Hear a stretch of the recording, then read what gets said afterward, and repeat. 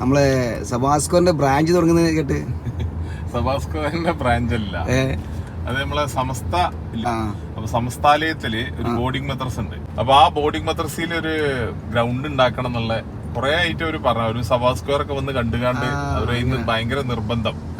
അപ്പൊ നിങ്ങൾ തന്നെ ഉണ്ടാക്കി തരണം, നമ്മളെ ഫുൾ ടീമിനെ വിട്ട് തരണം എന്നൊക്കെ പറഞ്ഞു. അവിടെ പോയി കണ്ടാലോ അല്ലേ? അതെ, പോയി കാണാം. നേരെ പോയി കാണുന്നൊരു കാണിക്കല്ലേ? നമ്മളെ കാലിക്കറ്റ് യൂണിവേഴ്സിറ്റി അംസാക്കല്ലേ, അംസാക്ക് നമ്മളെ ഗ്രൗണ്ട് ഒക്കെ അയാളൊരു എന്താ പറയാ മേൽനോട്ടം കൂടി ഇതില് കാണുമ്പോ ഒരു ഗ്രൗണ്ട് മണ്ണിട്ടു എന്നല്ല.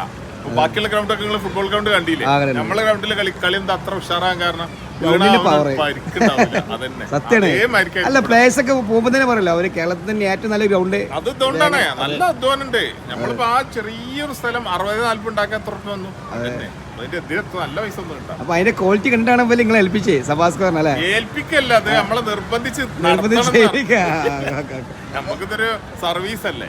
ഈ രംഗത്തുള്ള അജ്ഞതയുണ്ട്. സബാസ്കോർ കണ്ടുകൊണ്ടാണ് ചെയ്യാൻ വേണ്ടി നമുക്ക് പ്രചോദനം ഉണ്ടായിരുന്നു. അതെ, അപ്പൊ ഇനി ആരെയൊക്കെ ഇതേമാതിരി ഗ്രൗണ്ട് ഉണ്ടാക്കാൻ ഏൽപ്പിച്ചാൽ ചെയ്തൂടെ? നടക്കൂല.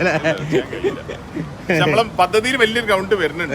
ഇതേപോലെയുള്ള ഒരു എന്താ പറയാ വലിയൊരു ഇൻസ്റ്റിറ്റ്യൂഷന്റെ വലിയൊരു ഗ്രൗണ്ട് ഇപ്പൊ പറയാൻ പറ്റൂല.